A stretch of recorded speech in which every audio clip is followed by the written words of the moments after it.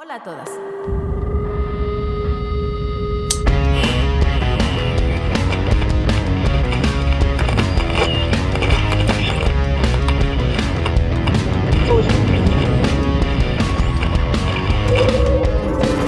Sinergia Sorora. Vamos a hablar de mujeres que se la rifan y construyen nuevas leyendas.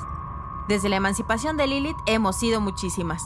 Hablemos de mujeres fenomenales, desde ellas mismas y honrando a las maestras, heroínas, brujas y guías. Porque aquí, la de un lado es compañera. Esta es Sinergia Sorora.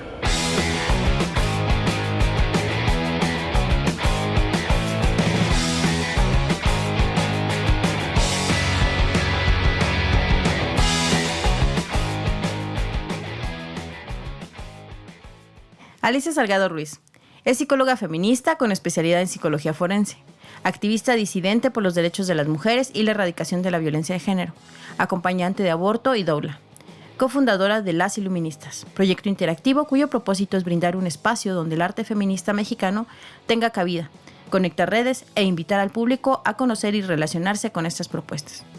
Experta en intervención en crisis, psicoterapeuta y tallerista con perspectiva feminista, maestra de yoga. Realiza acompañamiento en maternidades, crianza y lactancia. Aborda temas como maternidades voluntarias, acceso popular a servicios de salud y trabajo de acompañamiento. La puedes encontrar en Facebook como Salud Elemental y en Instagram como Salud Elemental CDMX. Bienvenida, Ali, a un lugar más donde vamos a construir redes, donde vamos a hacer cosas bien bonitas. Bienvenida a Sinergia Sorora. Hola, muchas gracias. Gracias por la invitación. Pues mira, aquí hacemos una recopilación tratando de destacar la trayectoria de nuestras entrevistadas, pero acompañada de elementos como cuáles son las referencias femeninas en su camino. Esto siempre es como complicado a veces no lo tomamos en cuenta, pero dada tu trayectoria me interesa mucho saber cómo te has acercado a los temas, cómo te acercaste al feminismo, cómo decidiste ver este tema de las maternidades voluntarias. Pero vayamos desde el inicio.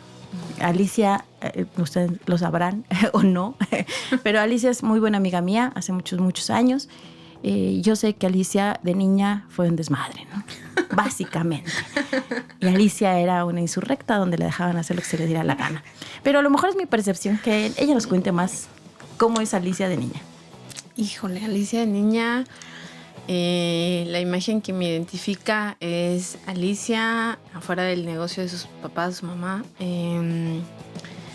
con una rata amarrada de la cola, que su papá sacaba las ratas del negocio y se las amarraba con una cola, y entonces andaba yo ahí en la calle muy feliz con mi rata, a la cual le daba pues de comer y la cuidaba y la alimentaba y todo, hasta que mi gato se las comía y entonces era un círculo, ¿no? Mi papá me daba una rata, yo la paseaba, la alimentaba, la cuidaba, mi gato se la comía y así, esa es mi infancia básicamente.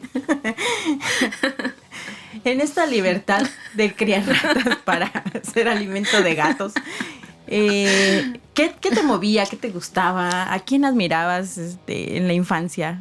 ¿Alguna cantante, alguna vecina? ¿Qué voces de mujeres en la infancia te movían? Mi abuela, bueno, mi bisabuela paterna, abuela de mi papá se crió con ella, no se crió con su mamá. Entonces, yo me acuerdo mucho que siempre que había como periodos vacacionales, puentes, o sea, cualquier cosa que me alejara de la escuela por más de 3 días, mi abuela y mi abuelo venían por mí, ¿no? Ellos vivían en la campestre, por allá por Nesa, muy lejos, y venían por mí saliendo de la escuela, y yo así como estaba con el uniforme me iba con ellos y pues estaba ahí todo el tiempo, ¿no? O sea, como todas esas temporadas. Y ella me parecía la mujer más hermosa y aparte la mujer más fuerte, ¿no? Porque mi abuelo era muy rudo, era muy cariñoso, pero era muy rudo, ¿no? Pues un clásico hombre machista, misógino, ¿no? Violentador. No le pegaba, pero tampoco era, o sea, ejercía otras violencias, ¿no? Entonces, y yo la veía a ella siempre siempre de pie, siempre haciendo cosas, siempre haciendo comida, siempre cuidando su jardín, siempre haciendo, ¿no? Y siempre como pues fuerte, ¿no? Como puesta. Ella es la primera mujer a la que yo digo, wow, ¿no? Todo, o sea, su postura, su pelo, su todo, ¿no?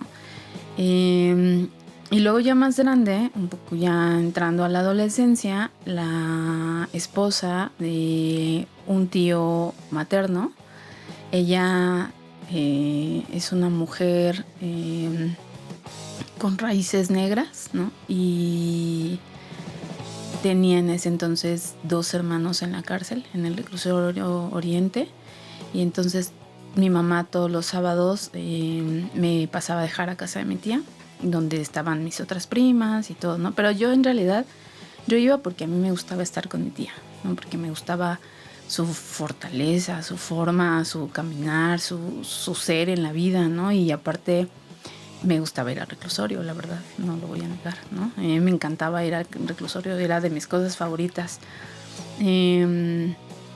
Crecí, ¿no? Como viendo todo el mundo del reclusorio y fue una de las cosas que más me marcaron para ser psicóloga forense, ¿no? Como para dedicarme como a eso. Entonces creo que ellas dos son las mujeres como más fuertes que tengo en imagen en mi infancia. Está mi mamá también, pero ella creo que ella marcó otra etapa de mi vida, ¿no? Más que la infancia y el principio de la adolescencia fueron eso. Mi abuela, Matilde, y mi tía Estela. Sí, ellas. ¿Ya qué suena Matilde y Estela? A canciones de salsa. Muy bien. Sí, justo a eso. Está como padre. Se me hace interesante esta idea de decir cómo el reclusorio era una cosa atractiva dentro de tu cotidianidad. ¿Qué era lo atractivo? ¿Qué era lo que destacaba? ¿Qué te llamaba la atención ahí? Todo en general, ¿no? O sea, como desde el pues como la antesala, ¿no? De prepararnos para ir, ¿no? O sea, mi tía preparaba la comida y nos preparaba, ¿no? A nosotras íbamos mi otra prima, que es un poco de mi edad, y yo, ¿no? Y me acuerdo perfecto que nos decía, nos ponía pantalones, ¿no? O sea, esa era como la primera cosa. No íbamos de falda, nunca, jamás en la vida fuimos de falda, a pesar de que mi mamá siempre me quería traer de falda. Mi tía siempre nos ponía pantalones.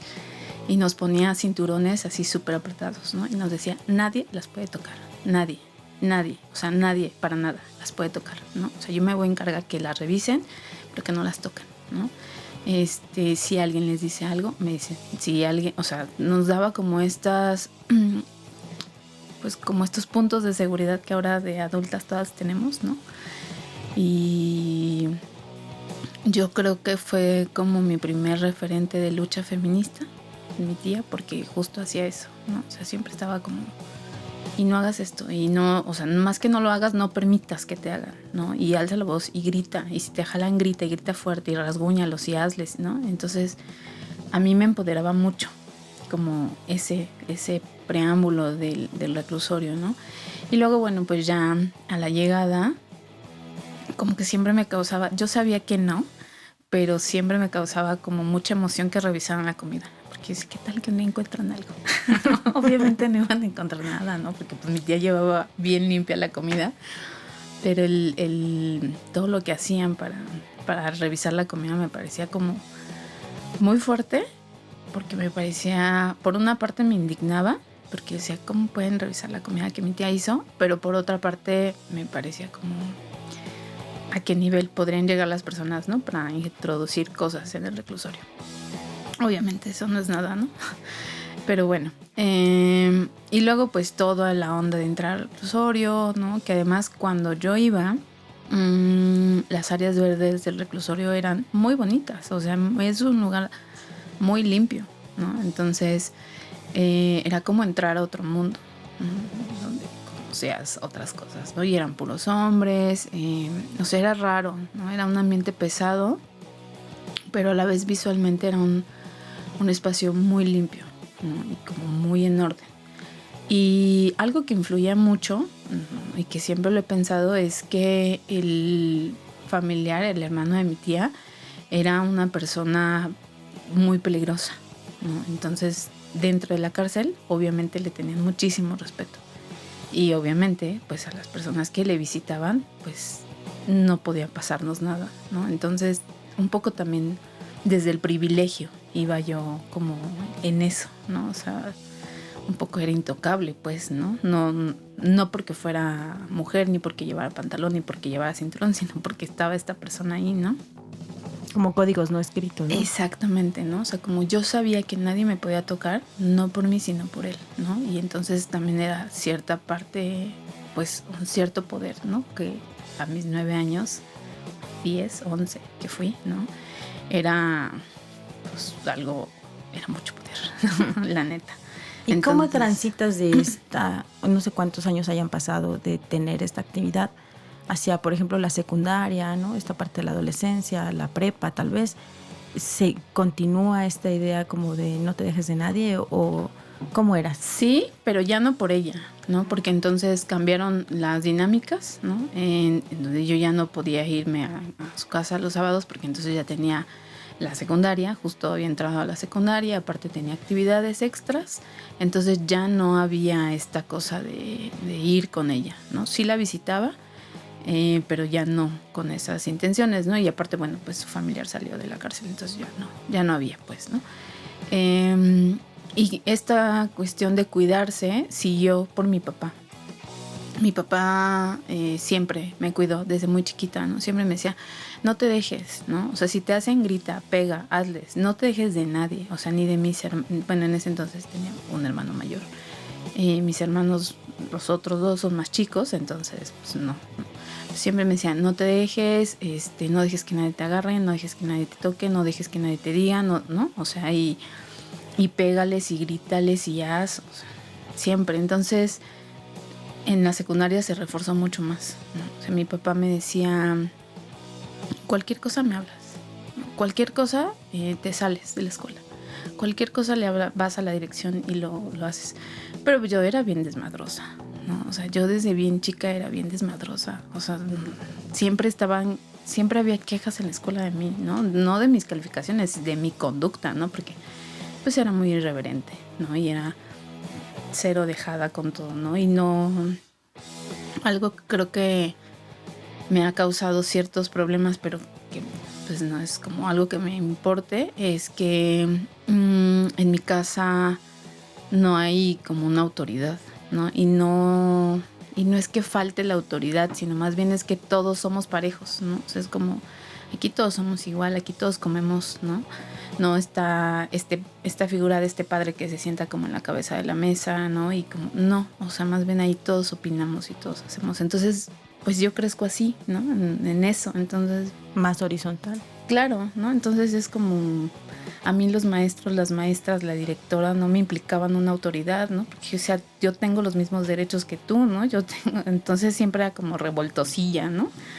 Y pues mi papá es gran culpable de eso. La neta, se lo he dicho muchas veces. Señor papá de Alicia. Señor papá. Él lo sabe, ¿no? Ahora que están estas cosas, estos movimientos a los que pertenezco, es como... no me cuestiona, ¿no? Pero sí de repente es como de... Es que ¿por qué, no? Pues porque tú me educaste así, pues ¿por qué? O sea, ¿qué más esperabas?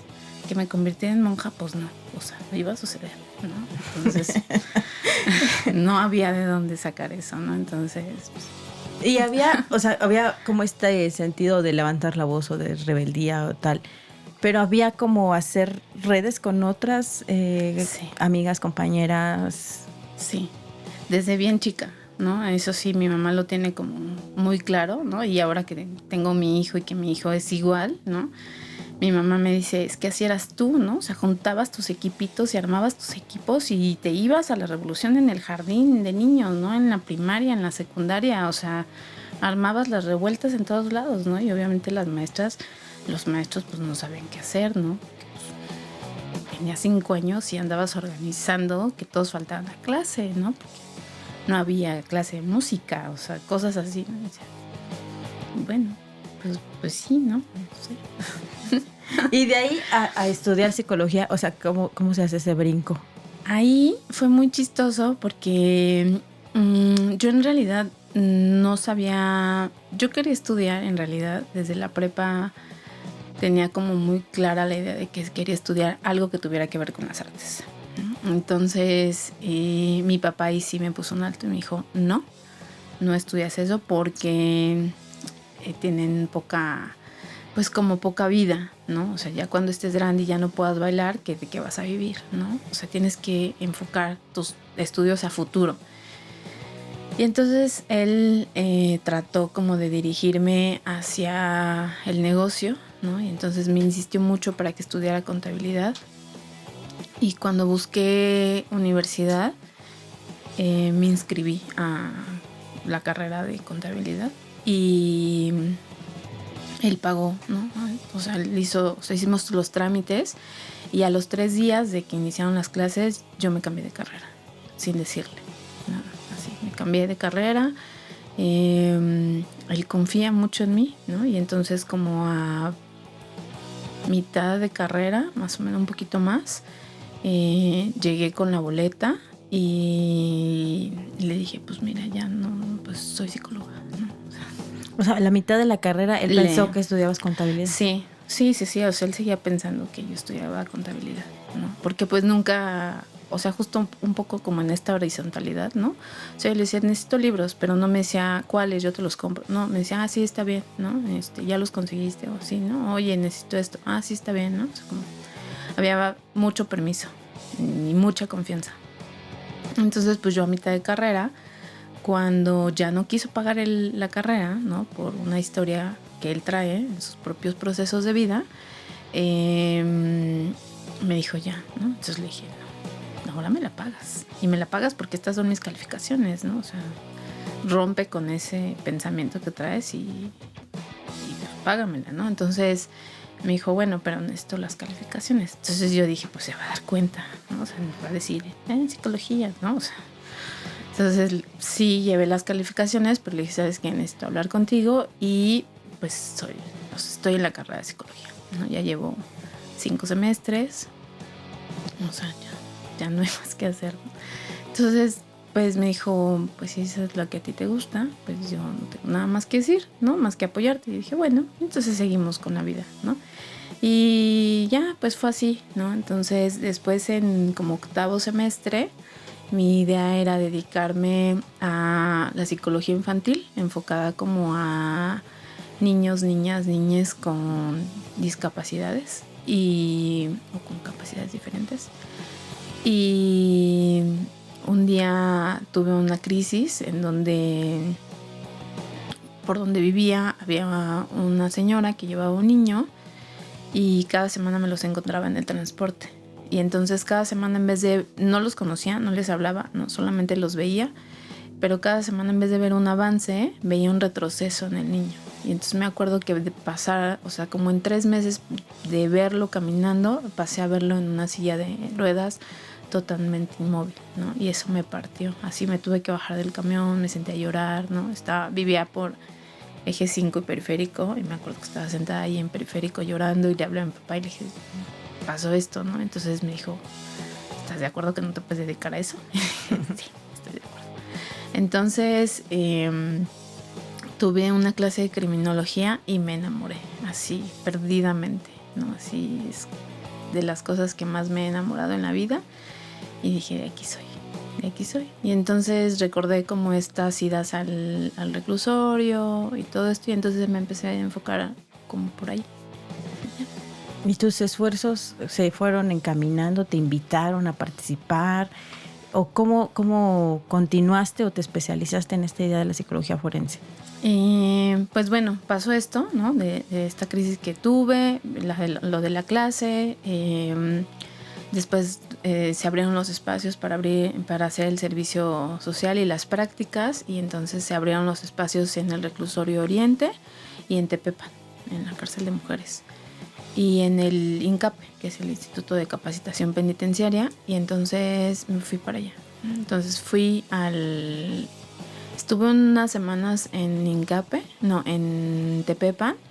Me pareció muy fuerte, ¿no? O sea, muy, muy, muy fuerte, como, o sea, no estaba yo como emocionalmente preparada para ver toda la desigualdad que había y las violencias que había, ¿no? Hacia las mujeres que están ahí o que estaban en ese entonces ahí. Y decidí irme como a lo que ya conocía, ¿no? Como al oriente, pero pues claro, yo no había visto esa otra cara de adentro, ¿no? Del sistema tan podrido.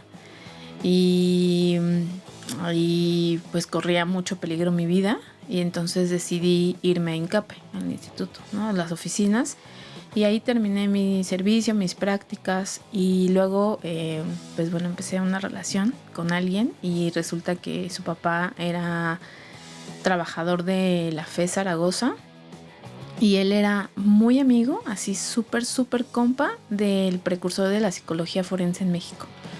Y entonces abrió un diplomado en eso. Entonces yo me llevaba bastante bien con, en ese entonces, mi suegro. Y platicando, me dijo, pues si quieres yo te puedo conseguir una beca, ¿no? En el diplomado. Entonces le dije, va. Entonces me consiguió literalmente gratuito el diplomado. Y pues ahí empecé, ¿no? Ahí entonces conocí a Fernando Mancilla, que en paz descanse, pero que fue el precursor, junto con su esposa Norma, y de ahí me agarré. Entonces de ahí empecé, y ella, podría yo decir que fue uno de los referentes más importantes en mi carrera como psicóloga, de los primeros, ¿no? Norma. Y ahí ya traías como conciencia feminista, como desde este asunto de la academia, o tal vez desde la calle, o No. todavía no te brotaba la tacha del feminismo. No, todavía no me brotaba. O sea, ya era yo revoltosa, porque pues toda esta historia que les cuento, ¿no?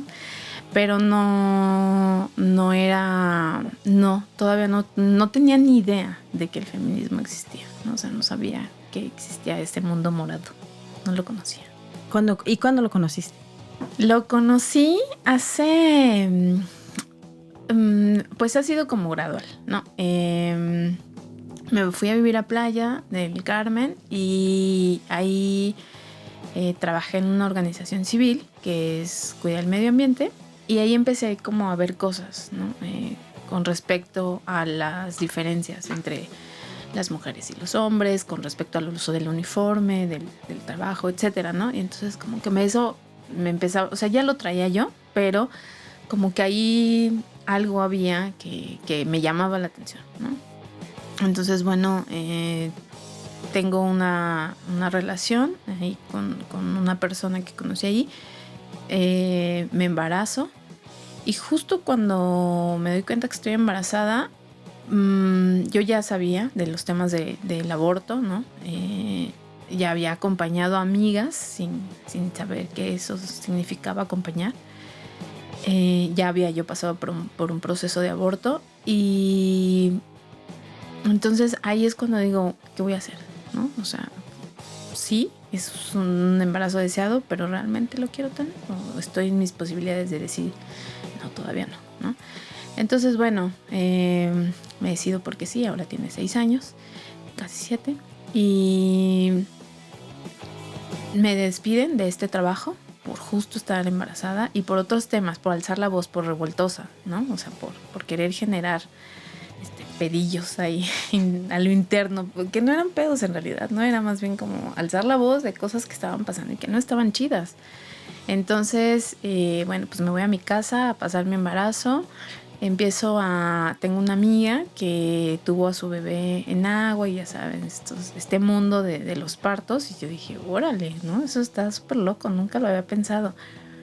Y me dice dónde, todo, entonces me empiezo a informar, llego a esta casa de partos, empiezo como a informarme, ¿no? Sobre qué es un parto, qué es una dula, ¿no? Porque yo ya sabía de las parteras, porque mi mamá siempre se atendió los embarazos de mis 2 hermanos con partera. Entonces yo me acuerdo también como mucho de la partera, ¿no? Y ahí en ese tema me gustaba más que la partería, como las cosas estas como de bruja, ¿no? O sea, como los menjurjes que hacía y como las cosas que tenía en su casa.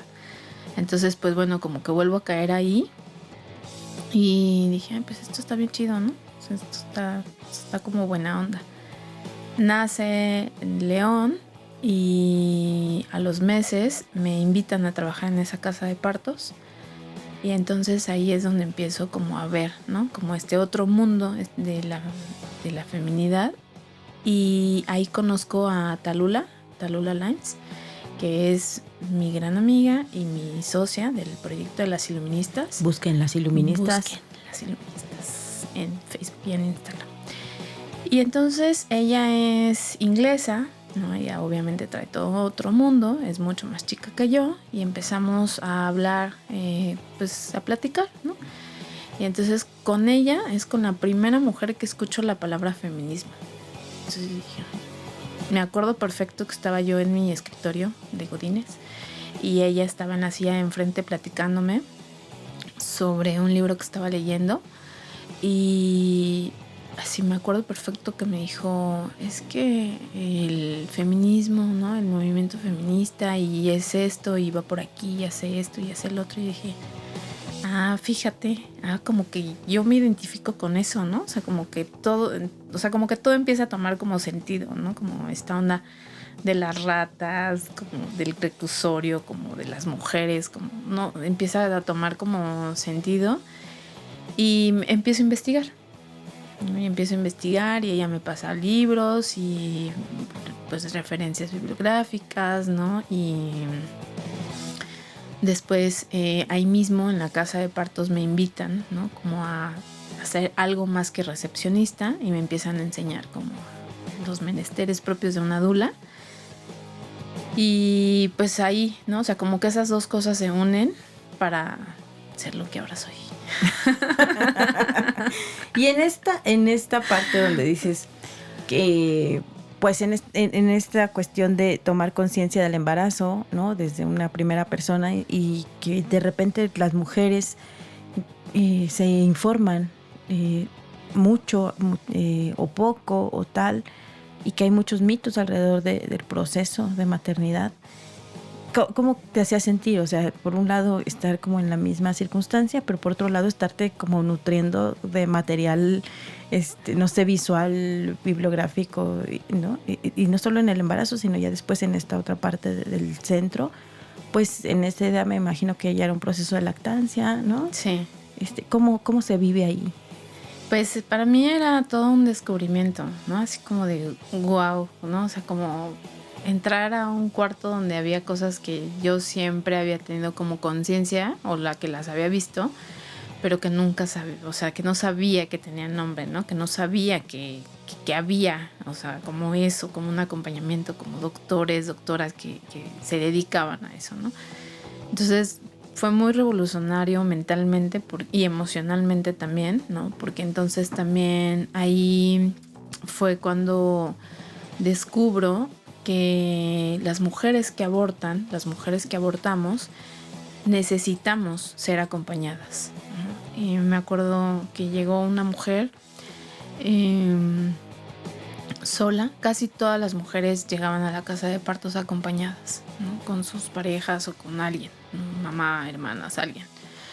Y esta mujer llegó sola y tenía una cara totalmente diferente a las otras mujeres, ¿no? O sea, una cara de no felicidad, ¿no? Una cara de entre angustia, miedo, preocupación, ganas de llorar, ¿no? Y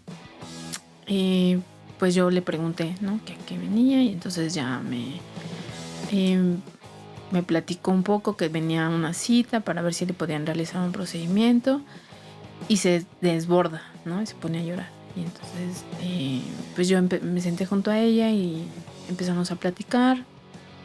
Ella me dijo que justo iba a realizarse un procedimiento de aborto, pero pues que estaba sola, ¿no? Que nadie sabía, que nadie, pues que no sabía cómo a quién decirle, no sabía cómo a quién confiarle, y que se sentía muy mal, ¿no? Que tenía muchísimo miedo, que tenía miedo no solamente de lo que fuera a pasar durante el procedimiento, sino como además, pues que en ese entonces era ilegal, ¿no? Y que además era pues una situación que su religión no le permitía, ¿no? O sea, había todo un cuadro, ¿no? Un contexto específico, ¿no? Sí, ¿no? En donde ella no estaba bien, pero sabía que tenía que hacerlo. Entonces, pues ahí un poco hice contención, ¿no? Emocional. entró mucho mejor con el doctor, ¿no? Salió, me agradeció, me dijo que le gustaría que yo estuviera como en el proceso, y para mí era muy fuerte, ¿no? Porque si bien es que yo ya lo había pasado, si bien es que yo ya había acompañado sin ser consciente que ya había acompañado, pues no es lo mismo, ¿no? Y menos porque estaba yo, pues León tenía, no sé, 6 meses, ¿no? Entonces estaba yo como envuelta en este mundo de la maternidad, pues tal vez no aceptada, ¿no? Porque no sé bien si todas las mujeres que llegaban ahí tenían esta maternidad elegida y aceptada, sino más bien, pero era un mundo, ¿no? De maternidad en donde las hormonas eran felicidad y alegría, ¿no? Y aún así le dije sí, ¿no? O sea, no me daba miedo como por las cuestiones, los estigmas sociales, ¿no? Me daba miedo porque no sabía qué hacer, ¿no? O sea, como luego, o sea, sí te acompaño, pero pues, ¿qué tengo que hacer, no? Y bueno, pues ya, cuando lo hizo, la verdad es que no tuve nada más que sostenerle la mano. O sea, sé que para ella fue demasiado, para mí también lo fue, ¿no? Y o sea, con eso estuvimos bien las dos. Entonces, para mí el haber estado en ese lugar ha sido de las cosas más reveladoras en mi vida, ¿no? Porque por un lado me dio a esta gran amiga que me da, ¿no? El feminismo, que me lo muestra, y por otro lado están todas estas cosas de las que ahora me dedico, que justo nacen ahí, ¿no? Entonces... Nacen en un lugar donde puedes elegir qué nace y qué no. Pues, está como muy, muy revelador. Sí. Y ahora estamos aquí grabando en Ciudad de México. ¿Cómo regresas de la playa para acá? ¿Qué haces acá? ¿Hubo un proyecto? ¿Hubo una situación? Y acá, ¿cómo te incorporas también pues, a los mismos temas y también posiblemente como en esta nueva ola, ¿no? Del feminismo, más o menos por las fechas conforme lo estás planteando, pues te toca como esta parte álgida del activismo. Sí. ¿Cómo lo vives ahí? Bueno, primero, antes de que yo me fuera a playa, yo ya había ido a algunas marchas. ¿Por qué? Porque me gusta el desmadre, ¿no? O sea, porque me gusta la fiesta y me gusta el grito y me gusta andar como chile frito, diría mi mamá, ¿no? O sea, básicamente por eso iba a las marchas, ¿no? No sabía como bien, ¿no? A qué se referían, pero yo iba. Mis amigas, tenía 2 amigas que me decían vamos y decían sí, vamos, ¿no? Entonces iba. No gritaba, no, en realidad llevaba un tambor como el que llevé en la última marcha. En la última marcha. Entonces yo iba a hacer ruido, ¿no? Si me dijeron hay que ir a hacer ruido y decía, güey, la persona indicada, ¿no? Vamos a hacer ruido. Entonces, bueno, regresando al tema, cuando estaba yo en esa casa de partos, la directora de la casa de partos, que es la esposa del ginecólogo de ahí, me dijo un día, ¿sabes qué? Te voy a enseñar a trabajar la placenta. Entonces, ¿qué? ¿Cómo? ¿Que la placenta te trabaja? Sí, y así, o sea, ya sabía porque yo había tomado pastillas de placenta, todo, ¿no? O sea, pero es que es diferente. Una cosa es como adquirir las cosas de fuera.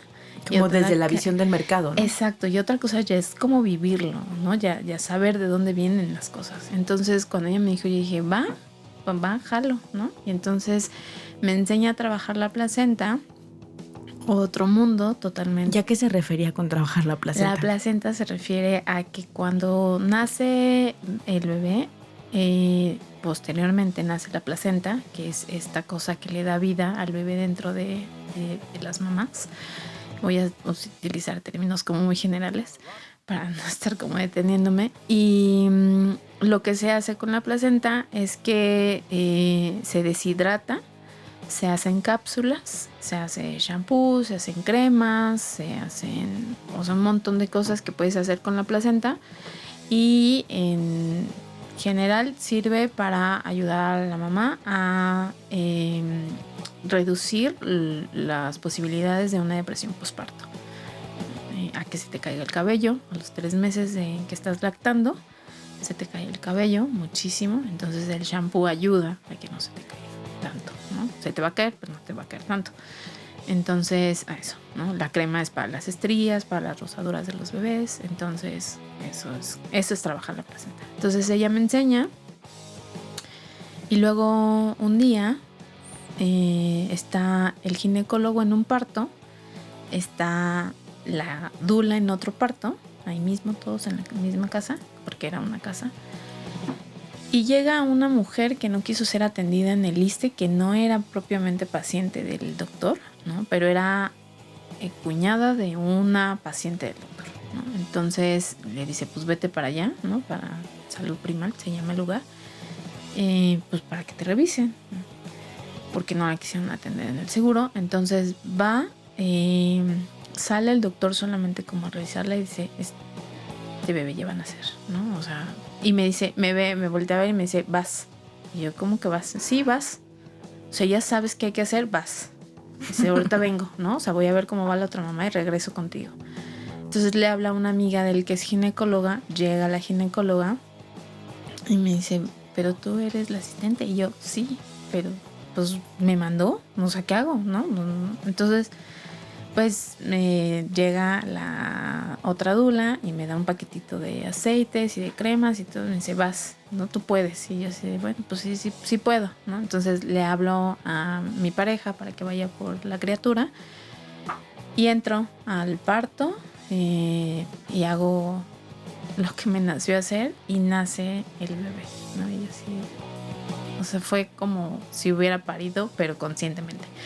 Y salí llorando, salí llena de sangre, por cierto, llena de líquido amniótico. Y dije, me tengo que dedicar a esto. O sea, esto es lo mío. O sea, ¿dónde estuve todo este tiempo? ¿Dónde?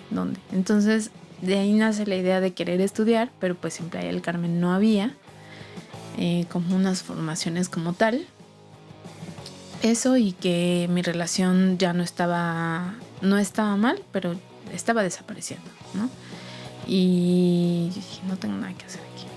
O sea, tenía yo un gran grupo de mamás, amigas que me apoyaban y me cuidaban y me acompañaban todo el tiempo, pero yo necesitaba más, ¿no? Entonces como que muchas cosas se juntaron, ¿no? Lo de mi relación, pues lo de que me quería seguir formando, y que mi hijo y mi papá tienen una conexión muy fuerte, ¿no? Y que entonces dije, pues qué, o sea, ¿no? Aquí en Playa no hay para llevarlo a los museos, no hay, o sea, no quiero que crezca en discotecas, ¿no? O sea, la playa está re bonita, pero no es suficiente para educar a una persona, ¿no? Bajo mis términos, claro, ¿no? Y entonces dije, pues me voy. Y me regresé a Playa. En el 2017 estuve 9 años allá. Y aquí llego y no había nada, ¿no? O sea, bueno, había una como especialidad en una universidad, en la Universidad Pedagógica, pero era carísima, ¿no? Carísima, así, pues, muy cara, ¿no? Y dije, pues no lo voy a pagar, ¿no? O sea, no puedo. Y entonces sale una convocatoria en Fondo María para ser acompañante de aborto. Entonces mandé mi solicitud y me aceptaron. Y ahí empieza otro mundo totalmente diferente, ¿no? En donde me capacito con Fondo María para ser voluntaria acompañante de aborto en forma, ¿no? Porque ya lo venía haciendo, pero como ya en forma, ya como con técnica, digamos. Con técnica, con teoría, ¿no? Además con un grupo de mujeres que me respaldaban. No es que no fuera respaldada antes, ¿no? Pero no es lo mismo ser respaldada por un ginecólogo que es muy buena onda, que es humanizado, que es todo lo que tú quieras, a estar respaldada por un grupo de mujeres que se dedican específicamente a eso. Entonces es una gran diferencia. Entonces empecé a hacer eso y luego conozco a Luna Maya, que sigo en una casa de partos que está aquí en Ciudad de México y en Chiapas, y abren una formación para dulas, y entonces me meto a la formación para dulas y ahí otra vez, ¿no? Como que conozco otro mundo que ya conocía, pero igual, ¿no? O sea, con teoría, con bases, con parteras, y pues ya, de ahí despegué. ¿Recuerdas ahí alguna, pues no sé si algún autor, alguna técnica alguna referencia, como para no dejarlo en este sentido académico, que de esta parte de formación, si viniera de mujeres, por ejemplo? Sí, dos grandes referentes de mi camino como dula es Cristina Alonso. Cristina Alonso es partera tradicional. Ella da clases en Harvard, ¿no? O sea, da clases en muchas universidades súper importantes. Es fundadora de Luna Maya y es una gran mujer, ¿no? Entonces ella es mi principal referente. Ella fue mi maestra en la formación de dula. Luego con ella tomo otro taller de placenta, ¿no? Un poco como para afianzar la teoría, ¿no? De la teoría de la práctica que ella traía. Y otro referente es... acabo de olvidar el nombre, pero ahorita se los digo. Lo busco. Es una autora de varios libros que tienen que ver con maternidad y crianza, que si alguien quiere leerlas, la verdad es que se los recomiendo muchísimo. Pero espérenme, déjenme recordar el nombre. No me acuerdo. Déjenme lo busco porque no me acuerdo. Pero ellas son las dos grandes mujeres que me acompañan, ¿no? Y mis referentes en este camino.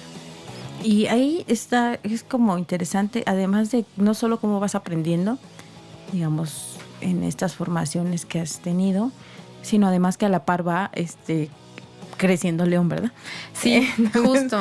Ahí ¿no? es como un Sí. viaje distinto, ¿no? Porque sí. confrontas lo que te vienen enseñando, ¿no? Y no sé si de ahí deriva pues como tu método o una técnica o una forma, ¿no? Donde también deconstruyes pues lo que te han venido diciendo. Exactamente. Ya sé quién es la autora, se llama Laura Goodman. Tiene un montón de libros sobre justo maternidad, ¿no? A ellas se las recomiendo muchísimo.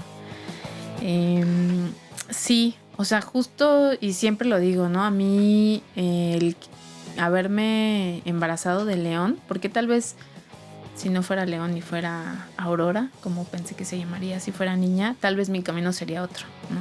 Pero el haber estado embarazada de León, el haber parido a León, con él parí muchas otras cosas, ¿no? O sea, me parí a mí misma desde otra perspectiva, ¿no? No ya desde esa Alicia psicóloga forense, ¿no? Con todos estos conocimientos sobre delitos y ¿no? O sea, el reclusorio y estas cosas, sino más bien nace otra Alicia como en términos de maternidad, ¿no? Como en términos mucho más humanos, por así decirlo, ¿no? Y ha ido, y sí, ¿no? Ha ido creciendo, o sea, a la par. Las experiencias que he vivido con León son cosas que la vida también me ha puesto como para ir aprendiendo, ¿no? O sea, la lactancia, la crianza, el educar con una perspectiva de género, ¿no? Con una perspectiva feminista en realidad, ¿no? O sea, es como todo va muy de la mano con León. Entonces, sí. Sí se confronta. Sí, es muy confrontante, sí. Y aparte que ustedes no lo saben, pero el León es una bala. Entonces, sí. Y pensaba como en en estos momentos también de cómo no solo vas como llegando a los lugares, sino además cómo vas tejiendo pues como otras redes, ¿no? Entonces vas participando en colectivas, vas participando en esfuerzos entre mujeres. ¿Cómo los vives ahí?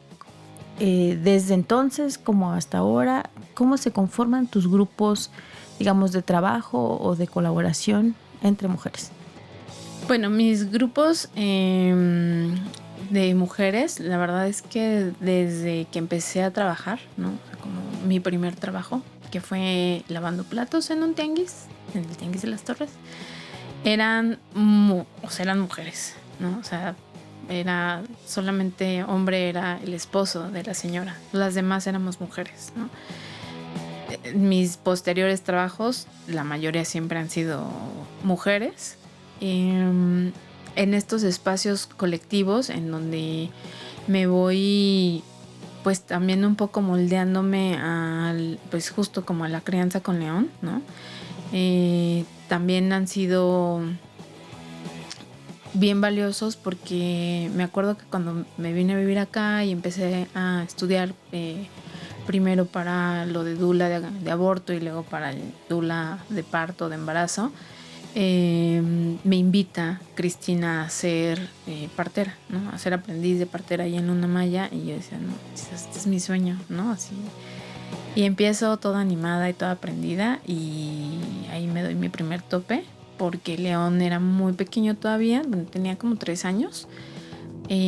Justo su papá y yo habíamos decidido separarnos y él todavía estaba lactando. Entonces, para León y para mí, creo que más que para León, el separarme todavía, ¿no? Más de León en las noches, porque tenía que estar de guardia 24/48, una cosa así, a mí me implicaba muchísimo, ¿no? Yo decía, no puedo hacerle esto a León, ¿no? O sea, no puedo, ya lo separé, o sea, yo no lo separé, ¿no? Pero ya hubo una separación con su figura paterna principal, y ahora va a haber un abandono un abandono temporal, ¿no? Pero por parte de su mamá, ¿no? Entonces, y aparte hubo el cambio de casa, de playa para acá, ¿no? O sea, fueron como muchas cosas que yo tuve que decidir entre la crianza o la formación, ¿no? Y entonces decido la crianza, obviamente, y encuentro ahí en Fondo María a Rosalía,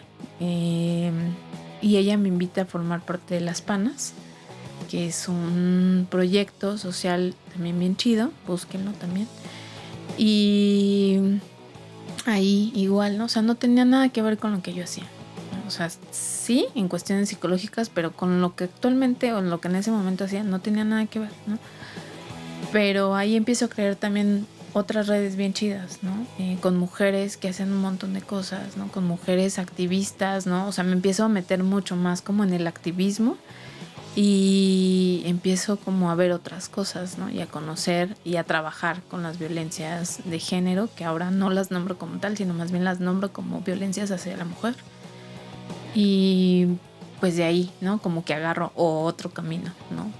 Que va como muy de la mano con todo.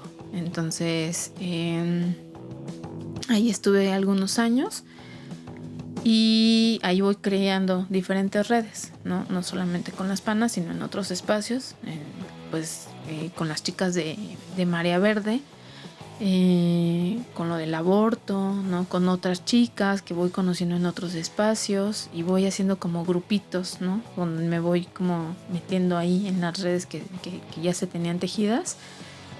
Y después, a principios de la pandemia, justo cuando empezaba la pandemia, Talula, que es mi amiga que ya conocía desde hace años, me habla y me dice, ¿sabes qué? Aquí en la Universidad de York, en Inglaterra, están sacando una convocatoria para hacer un proyecto, ¿no? Entonces, de arte feminista. Entonces, ¿qué te parece si lo hacemos? Y yo así de, pues sí, jalo, ¿no? O sea, ¿por qué no? Entonces, no tengo nada que hacer. Entonces empezamos a hacer las iluministas, sale la convocatoria y empieza otras redes, ¿no? Otras redes con mujeres. Si quieres contarles un poquito cómo es el proceso de las iluministas. Las iluministas, bueno, justo pasa esto, ¿no? De la pandemia, la convocatoria de la Universidad de York. Primero nos costó mucho trabajo encontrar el nombre, ¿no? Porque decíamos, ¿cómo nos vamos a llamar? ¿No? Y entonces, ¿quiénes somos? Sí, y era así como, ¿y ahora qué hacemos? ¿No? ¿Y cómo nos ponemos? Y hicimos una lista, ¿no? Y se la pasábamos a amigos y amigas, y se cagaban de risa, ¿no? Así de, ay, ¿cómo vas a poner eso? Y nosotros decíamos, sí, es cierto, ¿no? Entonces, como por esos días, ella en su espacio y yo en el mío, algo salió, ¿no? Algo pasó con las sufragistas. Y entonces las dos nos mandamos mensaje así de, oye, ¿ya viste lo de las sufragistas? Y nosotras, sí. Y yo así, oye, ¿y si nos llamamos? O sea, como si hacemos una combinación entre Iluminar y las sufragistas y así. Y ella sí, y entonces, y surgió las iluministas. De ahí nuestro nombre.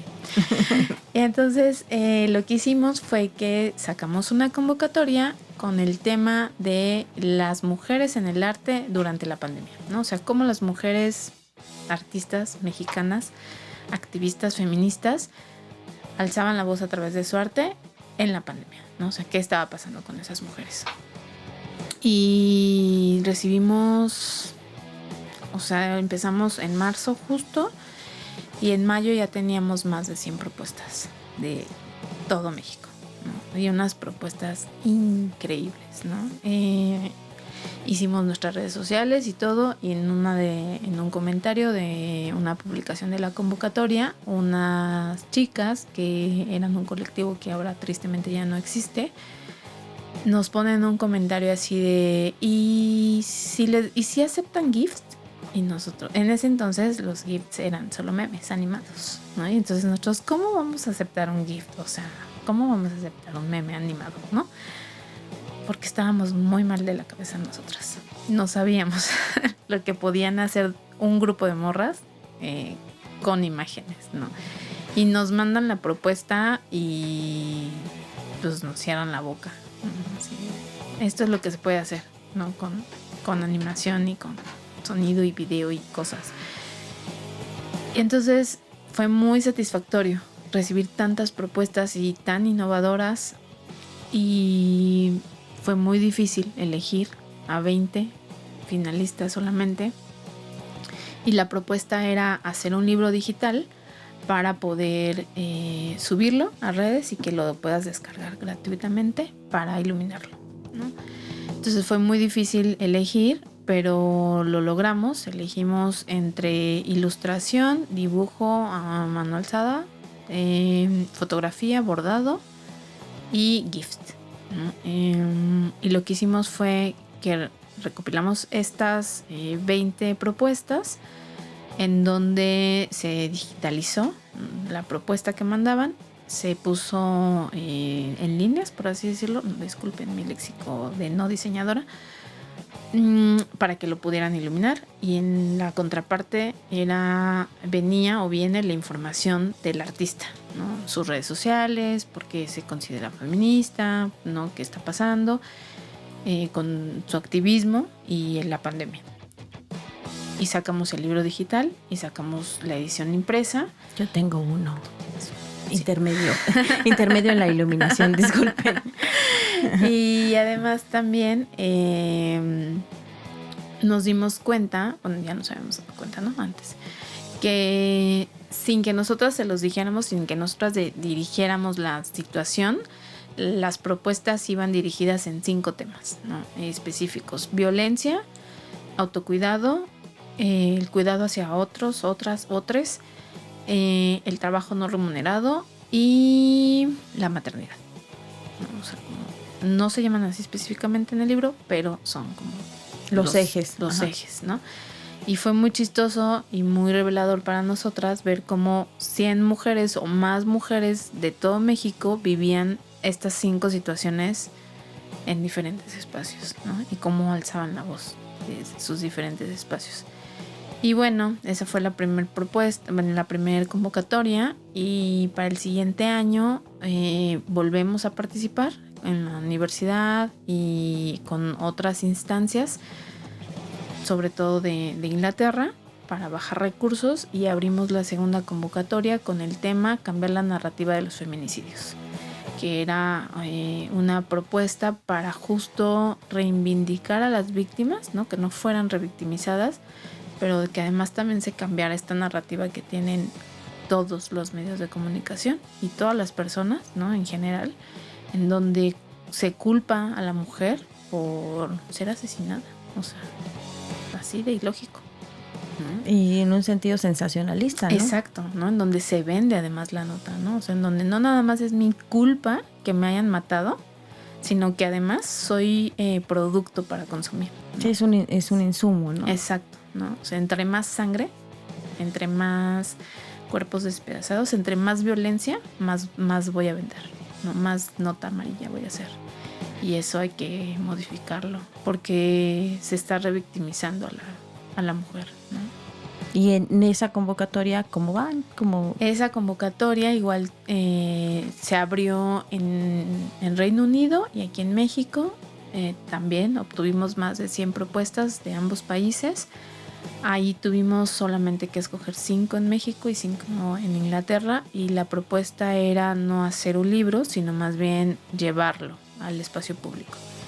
Y entonces estas 5 mujeres seleccionadas tenían que llevar su propuesta a los espacios públicos, pues justo como una cuestión de alzar la voz, ¿no? Como una manifestación. Y aquí en México está en San Luis Potosí Janine Nus, que hizo un mural gigante al lado de la bestia, las vías en donde pasa la bestia, y convocó a mujeres y niñas de todas las edades a que le ayudaran al mural. Y además dio como clases, ¿no? Pues, que tenían que ver, ¿no? con las técnicas que utilizó para el mural. Después en Playa del Carmen está Lorena Malo, una amiga también de nosotras. Saludos a Lorena. Y ella, su propuesta fue hacer videos cortos en donde las mujeres están haciendo sus actividades normales y de repente empiezan a desaparecer, ¿no? Su propuesta se llama Vacíos. Hizo estos mini videos y después los proyecta en el espacio público, justo para invitar a la reflexión de qué pasa, ¿no? Con el entorno de las mujeres que desaparecen, ¿no? Porque pareciera que eso tampoco tiene importancia. Pareciera más importante darle, alzar la voz por un feto, ¿no? Que por 2, 3 niños, niñas que se quedan sin su mamá. Ahí al abandono.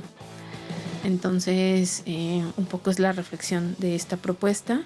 Después, aquí en Ciudad de México, en la periferia, está Mine y Fru, que son 2 chicas que igual hacen activismo, y su propuesta va en torno a entregar certificados de estamos vivas, ¿no? Entonces ellas van, se plantan en diferentes lugares y entonces invitan a las mujeres a que pasen, a que relaten como, pues, porque están vivas, ¿no? O sea, porque como es que están vivas, ¿no? Y entonces es una reflexión muy fuerte porque hay casos de violencia muy fuertes, ¿no? En donde dicen, estoy viva porque me salí corriendo, estoy viva porque me aventé del coche, estoy viva porque le pegué, estoy viva porque alguien llegó, estoy viva porque grité, estoy viva porque denuncié. Entonces, pues ahí son 2 cosas, ¿no? La acreditación y el testimonio, ¿no? Claro, y algo que también, una reflexión que se dio posterior a esa propuesta era, ¿por qué tenemos que tener un certificado de vivas? O sea, ¿por qué? ¿Por qué tendría yo que necesitar que alguien certifique que estoy viva después de haber vivido una violencia? No tendría por qué. No hay razón para esta propuesta. Sin embargo, está. Y fue muy fuerte. Y después, igual aquí en Ciudad de México, está Yellow Girl, que es una morra súper chiquita, ¿no? Así, yo de verdad estoy muy contenta con las morras tan pequeñas, ¿no? Tan de edades tan cortas, que, o sea, comparación mía. Que soy una señora. Soy una señora mitotera. Sí, que le duele la rodilla, ya. Entonces... y que hacen unas cosas increíbles, ¿no? Y su propuesta de ella fue 2 cosas. Una, hacer tendederos públicos de denuncias de violencia, y la otra, tenderse en espacios públicos simulando una mujer muerta. Entonces tú vas pasando por Revolución, ¿no? Afuera del Metro Revolución, justo en uno de los puntos más fuertes de prostitución, de drogas y de delincuencia en la Ciudad de México, y ahí está ella tirada con un zapato por allá y en una posición de muerta literal en pleno rayo del sol, y la gente pasando totalmente desapercibida, así, pasando encima de los carteles. Alrededor de su cuerpo se pusieron carteles, ¿no? Como de manifestación de ni una más, y al fondo sonaba un audio donde ella convocó a varias mujeres de su entorno a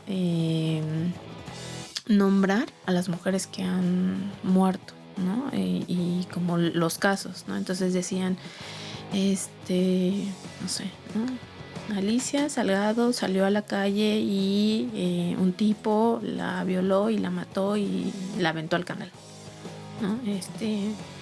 Sus papás, su familia hizo la denuncia y cerraron el caso sin encontrar al culpable, ¿no? O sea, así. Diferentes audios de diferentes feminicidios que han venido sucediendo. Y la gente pasaba desapercibida. O sea, volteaban y la veían y era así como de, órale, ¿no? Y se seguían. O pisaban los carteles, o le pisaban el zapato, o le pisaban el pelo, ¿no? O sea, fue muy fuerte, porque yo solo, cada una hizo 3 puestas. Yo solamente fui a una de ella y a mí de verdad me partió el alma ver la indiferencia de las personas, ¿no? La burla de otros, ¿no? Había mujeres que se detenían a ver los tendederos y decían, ay, pues eso les pasa por N cantidad de palabras, ¿no? Que no puedo decir. Y era muy fuerte porque es que yo decía, todas hemos vivido violencia, no nos damos cuenta, pero todas las mujeres, tristemente todas hemos vivido violencia, una por lo menos.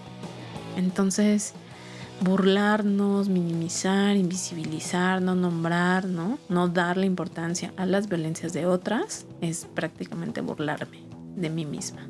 Entonces, a mí me parecía pues muy doloroso. Y la última propuesta fue Museo de Sam. Esta morra también hace unas cosas muy buenas. Y ella lo que hizo fue que una pared la llenó de pegas, de pegatinas, con diferentes argumentos, ¿no? De por qué es importante cambiar la narrativa. Y en algunos de ellos podías encontrar un código QR que si lo escaneabas te llevaba al mapa de feminicidios que hizo otra morra. Entonces, que ahora no recuerdo su nombre, perdónenme, soy muy mala para los nombres. Pero estaba muy chido también su propuesta, ¿no? Porque pues era algo como interactivo, ¿no? Y era la intención de hacer participar a la gente. Entonces esas fueron las 5 propuestas aquí en México. En Reino Unido también estuvieron bien interesantes las propuestas. Todas las pueden encontrar en la página de las Iluministas. Y aún no terminamos de cerrar la convocatoria. Nos faltan... sí, María Salguero fue la autora del mapa de feminicidios. Muchas gracias. Y... el código QR te mandaba, ¿no? A este mapa, en donde lo pueden ver ustedes, lo buscas, lo googleas, ¿no? Y ahí sale. También es algo muy fuerte, ¿no? Es información muy fuerte, pero que es necesaria que veamos. Y bueno, pues aún no cerramos la convocatoria. La convocatoria ya está cerrada, ya no puede participar nadie, pero aún no terminamos de entregar, ¿no? Como las cosas, nos falta, están terminando la edición de los videos de las comisiones que se llevaron a cabo en Inglaterra y aquí, para poderlas mostrar al público y con eso clausurar la convocatoria. Y estamos buscando fondos para abrir una tercera convocatoria para este año, en donde ya fuimos bateadas 2 veces. Muy bien, pero eso no las detendrá. No. Como no detuvo a Alicia a los 5 años de cerrar el kinder.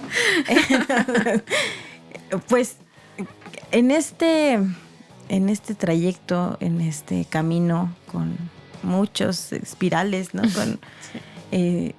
Creo que viaje sin retorno, ¿no? Porque la Alicia que yo conozco de hace, no sé, 15 años, sí, más. A la Alicia con la que estoy sentada ahora, pues es como un salto cuántico. Y no porque antes fuera menos, sino simplemente sus intereses, su historia de vida iba en otro sentido. Y me da mucho gusto saber qué ha pasado todos estos años. Me sirve a mí de update también. Porque antes de saber que ella y yo nos reencontramos justo a partir del activismo, justo a partir de los temas en común.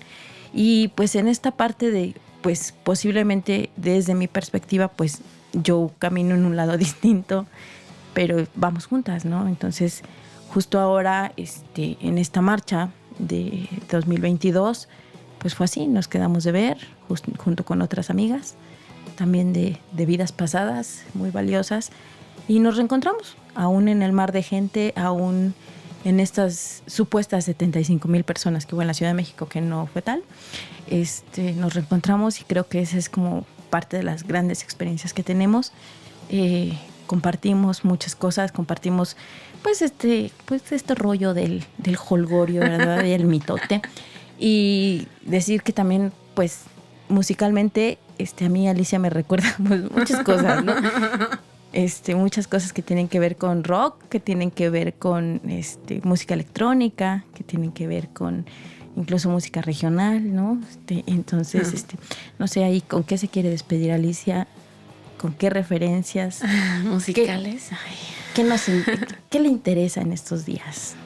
Musicalmente hablando, he de decir que también el feminismo me ha ayudado a aceptar esta parte que negaba no sobre las letras, sino sobre la música, ¿no? Sobre el reggaetón, sobre la salsa, ¿no? O sea, que de repente eran como en este mundo de rockerilla, pues un tanto estigmatizadas, ¿no? Y que ahora, pues no, o sea, veo que son cosas que no tendría por qué negar, ¿no? Entonces, pues traigo mucho la música, por ejemplo, de estas morras de La Perla, ¿no? Apenas descubrí unas que son muy buenas, que me encantó, ahorita se les voy a decir quiénes son.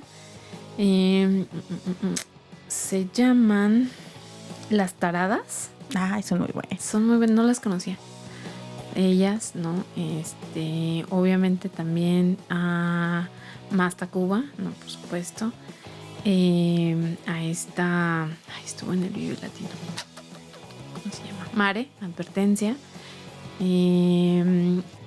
A Chabela Vargas, Lila Downs, ¿no? Ahí está... Qué mala soy con los nombres, qué bárbara. No te preocupes, no pasa nada. No me acuerdo cómo se llama, pero bueno, ellas en sí son como...